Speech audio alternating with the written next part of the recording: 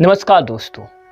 हम आजकल जितने भी लोगों को देखते हैं जिनकी लाइफ बहुत ही अच्छे से चल रही है, रॉयल स्टाइल में खाना, रहना, बहुत सारी महंगी महंगी गाड़ियों का यूज करना, बहुत ही अच्छे से अपने लाइफ को जीना, एकदम बहुत ज़्यादा पैसों के साथ रहना, मतलब कि उनकी लाइफ स्वर्ग के जैसे है इस धरती पर ही। और हम उन्हें जब देखते हैं तो हमारे अंदर एक बहुत ही बुरा फीलिंग होता है कि अरे यार, इसने क्या किया कि आज ये इतना आगे है और मैं क्या किया, मैं क्यों यहाँ पे हूँ, मेरे साथ ये क्यों नहीं होता। इसकी किस्मत बहुत ही अच्छी थी इसलिए इसने ये सब कर दिया, लेकिन मेरी किस्मत ही बहुत बेकार है इसलिए मैं ये सब नहीं कर पाता हूँ। ये बातें अगर मैं आपको ऐसे ही बताऊं तो आपको बिलीव नहीं होगा मेरे ऊपर और आप कहेंगे कि ये ऐसे ही फेक रहा है। इसलिए इस बात को समझाने के लिए मैं आपको एक रियल लाइफ एग्जांपल के साथ आज की इस वीडियो में समझाने वाला हूं कि जो बहुत ज़्यादा सुखी लोग होते हैं इनके पीछे आखिर में क्या क्या हुआ होता है तब ये बहुत ज़्यादा सुखी हुए होते हैं।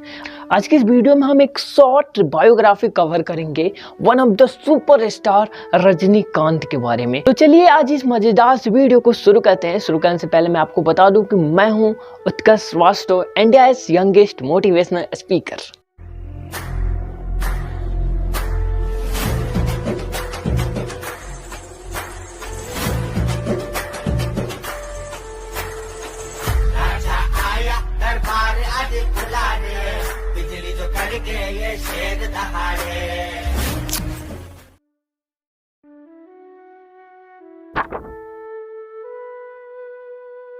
शुरू से शुरू करते हैं रजनीकांत के बारे में। रजनीकांत का जो रियल नाम है वो रजनीकांत नहीं है, उनका रियल नाम कुछ और है। वीडियो में आगे मैं आपको बताऊंगा कि उनका रियल नाम क्या है। ये ना किसी हीरो के बेटे हैं, ना ही किसी प्रोड्यूसर के बेटे हैं और ना ही किसी डायरेक्टर के बेटे हैं। ये बहुत बड़े करोड़पति बाप के भी बेटे नहीं हैं। ये एक सिंपल से पुलिस कांस्टेबल के बेटे हैं। और अगर आप समझ पाए तो अगर कांस्टेबल भी ईमानदार हो तो लोअर मिडिल क्लास फैमिली होती है, मतलब लोअर मिडिल क्लास फैमिली बहुत ही मिडिल, एकदम जो सपने होते हैं उस सपनों को पूरा करने की इनके पास औकात नहीं होती है। इनके पास केवल ज़रूरतें पूरी होती हैं और अगर आपकी ज़रूरत ही पूरी हो रही है तो आपको सपने भी पूरे होंगे। यही बात सोच के रजनीकांत अपने लाइफ में रहते थे। रजनीकांत का लाइफ बहुत ही कंट्रोवर्सी से भरा चला, बहुत ज़्यादा उन्हें मेहनत करना पड़ा, लेकिन उनके अंदर एक जज्बा थी, उनके अंदर एक पावर था, उनके अंदर कुछ कर जाने की हिम्मत थी। और बचपन से ही जो भी काम करते थे उसमें एक्टिंग करते थे, कुछ अलग स्टाइल से उसे करने की कोशिश करते थे और शायद इसी कारण रजनीकांत इतने बड़े सुपरस्टार बन पाए कि जिस दिन उनकी मूवी रिलीज होती है ना, उस दिन जो बड़ी बड़ी कॉर्पोरेट कंपनियां हैं वो अपने कंपनी में हॉलीडे डिक्लेयर कर देती हैं कि आज हॉलीडे है, जाओ रजनीकांत की मूवी देखो, आज काम करने की कोई ज़रूरत नहीं है। रजनीकांत का जो सेलिब्रिटी बनने का जर्नी था वो इतना आसान नहीं था। रजनीकांत तुरंत पहले फिल्म से ही सेलिब्रिटी नहीं बन गए। एक कहानी मैं बताता हूँ रजनीकांत की लाइफ का।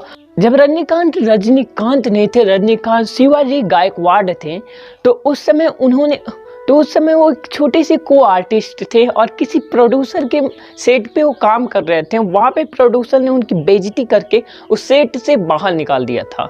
और वहीं रजनीकांत, वहीं शिवाजी गायकवाड़ उस समय सेट से बाहर निकला और अपने अंदर एक शपथ ले लिया, अपने अंदर ठान लिया कि मैं उसी सेट पे जाऊँगा और दुनिया की जो सबसे इम्पोर्टेंट गाड़ी होगी उस गाड़ी में बैठ के उस सेट पे जाऊँगा और उस प्रोड्यूसर के साथ काम करूँगा। और उस घटना के राइट 1 साल बाद और शिवाजी गायकवाड़ से रजनीकांत बन के एक बहुत महंगे इंपॉर्टेंट गाड़ी में उस सीट पे उस प्रोड्यूसर के सामने पहुंचे और अपने बेइज्जती का बदला लिया। लेकिन जो ये 1 साल का सफर था ये बहुत ही कठिन सफर था और इसी सफर को सफर करने में जो उन्हें करना पड़ा वो बहुत कुछ करना पड़ा। रजनीकांत जब वहां से अपनी बेइज्जती करवा के आए थे उसके बाद उन्होंने बहुत सारी कारपोरेट कंपनियों में भी काम किए। उसके बाद उन्होंने कुल्ली का काम किया। आप समझ सकते हैं कुल्ली का काम कैसा होता है। उसके बाद बस कंडक्टर का काम किया। लेकिन मैंने वीडियो के शुरू में भी आपको बताया और अब भी बता रहा हूं कि रजनीकांत कोई भी काम करते थे उसे अपने स्टाइल से करते थे, अगर कंडक्टर हैं तो टिकट अपने स्टाइल में बांटते थे, और अगर कुल्ली हैं तो अपने सामान कुछ अलग स्टाइल में हटाते थे। और यही कारण हुआ कि आज रजनीकांत सुपरस्टार बन पाए। और इन सारे कामों को करते करते उन्हें एक बहुत ही अच्छा उनका एक दोस्त मिला, जिस दोस्त ने उन्हें सजेस्ट किया तुम फिल्मों में ट्राई करो। लेकिन रजनीकांत ने अपनी पूरी 1 साल पहले वाली कहानी बताई तो उस दोस्त ने कहा कि तुम एक बहुत ही अच्छा कोचिंग ज्वाइन करो, जिससे तुम्हारी एक्टिंग में काफी ज्यादा सुधार होगी। मद्रास के अंदर उन्होंने एक कोचिंग ज्वाइन किया और अपने एक्टिंग को सुधारा, अपने एक्टिंग स्किल को बहुत ही अच्छा किया। और एक्टिंग स्किल को अच्छा करने के बाद फिर से अपने फिल्मों को लेकर एकदम सीरियस हो गए और उसके बाद उनकी फिल्में एक पे एक सुपर हिट होने लगी। लेकिन कहा जाता है कि लाइफ अगर आपकी है और लाइफ बहुत अच्छे से चल रही है तो ये सही नहीं है कि वो बहुत अच्छे से जाएगी। लाइफ एक ECG मशीन है जिसका लाइन जो होता है वो कभी भी सीधा नहीं जाता है। अगर सीधा गया तो आदमी खत्म, लाइन कभी भी उसका टेढ़ा मेढ़ा ही जाता है। तो इसी तरह रजनीकांत के जीवन में भी कभी उनकी लाइन टेढ़ा नहीं, कभी उनकी लाइन सीधी नहीं हुई, ऊंचे नीचे तो होते ही रहता है। और ऐसा ही हुआ जब उन्होंने अपना खुद का प्रोडक्शन हाउस खोला। जब उन्होंने अपना खुद का प्रोडक्शन हाउस खोला तो वहाँ पे बहुत सारी फिल्में एक पे एक फ्लॉप होने लगी, जिससे वो फिल्मों से हाथ धोने के कगार पे थे कि अब मैं फिल्मों में काम नहीं करूँगा, अब मैं फिल्में नहीं बनाऊँगा। और फिर उन्होंने राजनीतिक को ट्राई किया, लेकिन राजनीतिक में ज़्यादा सक्सेस उन्हें नहीं मिल पाई। और फिर उन्होंने दोस्तों के सजेशन पे फिल्मों को ट्राई करना शुरू किया और फिर एक से बढ़ के एक रोबोट जैसे सुपरहिट मूवी देना शुरू कर दिए। कहा जाता है कि सक्सेस जब आती है तो लोग बदलने लगते हैं। लोग की जो क्षमता होती है रोकने की, लोगों के पास जो किसी की बातें सहने की क्षमता होती है वो खो देते हैं। लेकिन रजनीकांत के अंदर ऐसा कुछ नहीं हुआ। रजनीकांत के अंदर ऐसा कुछ भी नहीं हुआ जिसे उन्हें कहा जाए कि ये घमंडी हो गए हैं या फिर इनके अंदर कुछ बदला। वो जैसे थे वैसे ही रह गए। एक फिल्म उनकी आई थी शिवाजी द बॉस और वो मूवी बहुत ज्यादा पैसे कमा रही थी। इस वजह से उन्होंने उस मूवी को सेलिब्रेट करने के लिए अपने भेष को चेंज किया और एक मंदिर गए। जब उन्होंने मंदिर गया तो काफी ज्यादा भिखारियों के जैसे भेष में थे।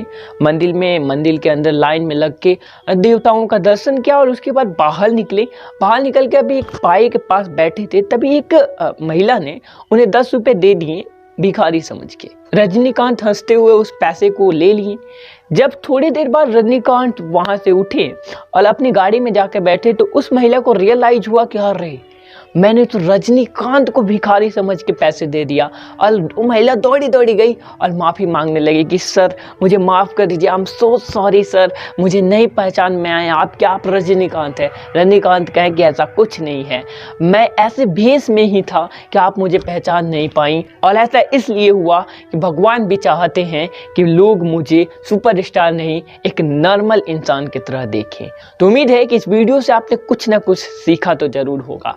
और अगर आपने इस वीडियो से कुछ ना कुछ सीखा है और आपको लगता है कि ये वीडियो किसी और के पास भी जाना चाहिए, किसी और को भी इससे कुछ सीखना चाहिए, तो इस वीडियो को शेयर कीजिए, इस वीडियो को लाइक कर लीजिए। और अगर आप इसी तरह बहुत सारी मोटिवेशनल वीडियो देखना चाहते हैं हर वीक तो आप हमारे चैनल को सब्सक्राइब कर सकते हैं। तो मिलते हैं किसी और वीडियो में, तब तक के लिए धन्यवाद।